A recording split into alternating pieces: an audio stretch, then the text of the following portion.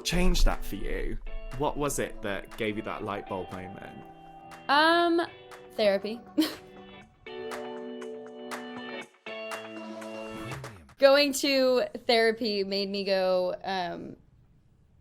really understand where that insecurity kind of came from in my life, and how kind of the tools to get out of it, and start to really trust that voice and what I want as a human, and not focus on what everyone else wants, which is what I was doing before. You think it's a selfish act to say, no, this is what I want. This is my boundary. And that's why usually people won't have boundaries, because they're like, no, it's not about me. It can be about you. But actually, it's more selfish to make it all about people. If your cup isn't full, if you're not filling your cup and listening to your own intuition and your own needs and desires, how are you supposed to pour into someone else's cup? Like, if you're completely on empty, you're not even pouring into the other people that you want to pour into. So it's actually it's a healthy thing to hear your voice, like listen to your voice. So then when I learned that, I was like, oh, I'm not going to be bad for having my boundaries. Like, that's actually going to help, like, what I'm trying to do in the first place. When do you think your self-doubt has been the loudest? And when have you really pushed through self-doubt? If I'm being honest, my entire, like, time in this career.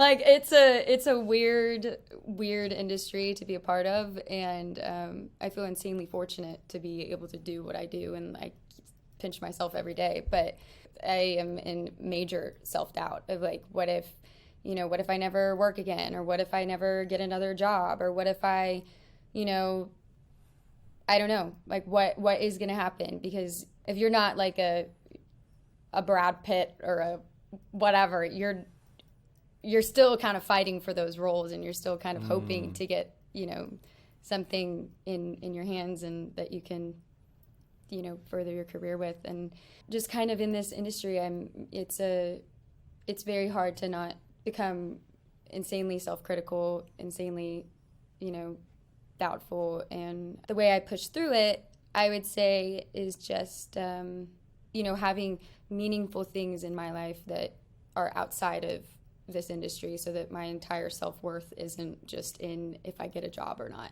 Because I think that's where a lot of people can go really wrong, where people, like, could book the biggest role ever, and then all of a sudden, like, their personality changes or something like that. I've seen that, like, a lot. But I think that comes from a lot of insecurity and putting all of your self-worth into if you're successful or not.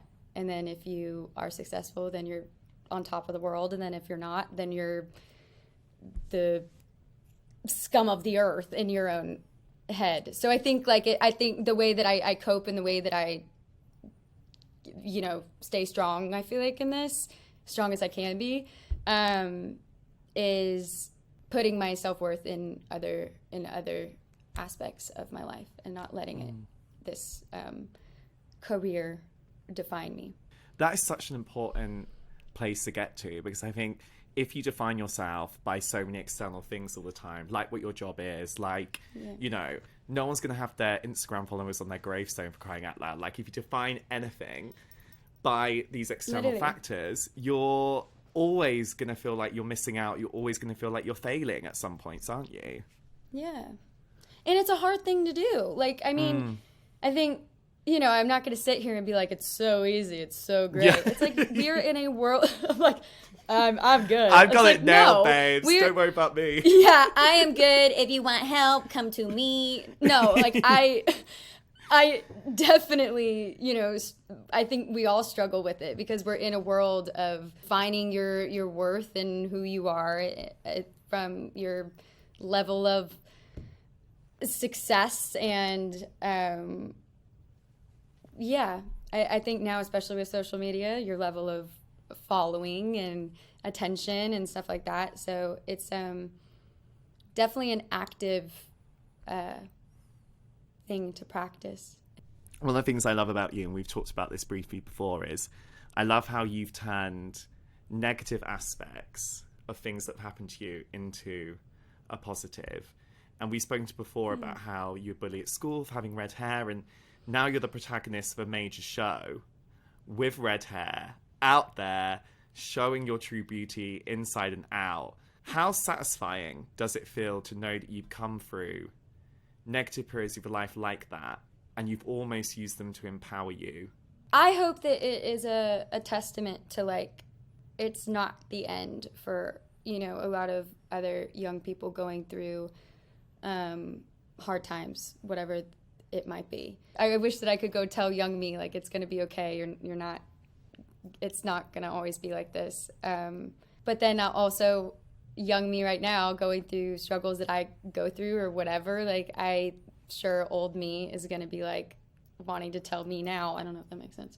I guess what I'm saying is that struggles never, they can, the certain ones can change and then become beautiful, and then, but they're not, it's not always going to be like all light at the end of the tunnel. You're still going to go through stuff. You're still going to have hardships, but just have hope that it's going to, you know, be better in the future. And then in the future, new struggles will come up and it's all going to be okay. And that's just life. I think that's so great, because from those moments of struggle, it gives you this hope for later on in life, doesn't it? Like you're saying, like you'll have this like tool belt where you can then go through life and you come into other struggles or other situations or other trials and tribulations, and you could be like, do you know what? I'm just going to go into this tool belt, rely on this. What's really helped you find your own mental strength? Leaning on other people and learning to communicate, and learning that it's okay to say that you're not okay. We're not supposed to, you know, go through struggles by ourselves, and we don't want to be a burden on anyone and be like, hey, this is, you know, I need help, but we're communal beings. We're supposed to be in community. We're supposed to be in relationship with one another. So I think reminding myself of that really helps me have like a stronger mental state, I would say. And that's kind of one of the special messages of the show. It's about finding friendship, finding solidarity, and finding, and this is one of the ideas I love in life, is finding a safe space in others. When do you feel like you truly found that for you? It's a complicated answer and complicated question, because I think I'm still finding it. I think that and the reason I say this, it's because like my instinct is to be like, I'm good. I'm gonna just handle this on my own and like hope that everything gets better. Like after like a year in LA, I met some really, you know, good girlfriends that were really loyal and loving and honest and kind, and kind of taught me a lot about like what female friendship can be. 1000%, because I think finding, because it's also, I guess, when you were, if you think back to you starting out in LA and living in LA and doing that kind of on your own, that's a scary ass moment to have that faith in yourself to be like, I'm gonna go out there and do this. Take me back to that moment for you. What was going through your head when you skipped off to LA to try and pursue your dreams? And was there any time at the beginning of that for you where you were like, hun, are you doing the right thing here? Like, and then when did you push through that? All the time that went through my head. Honestly, you're asking what went through my head. I have no idea. Honestly, I look back, and even my dad, I remember my dad called me, and he was like, Abs, I'm going to tell you right now, you were going to look back at this and go, how the hell did I do that? Like, what was I thinking? And looking back, I'm like, how I was 18 and living like in a little apartment with no air conditioning and sharing a room with my roommate, 2 mattresses on the floor, like literally barely any money, and trying to just like be an actor. When you look back at that what would you want to say to her now, and what do you think she'd say to you?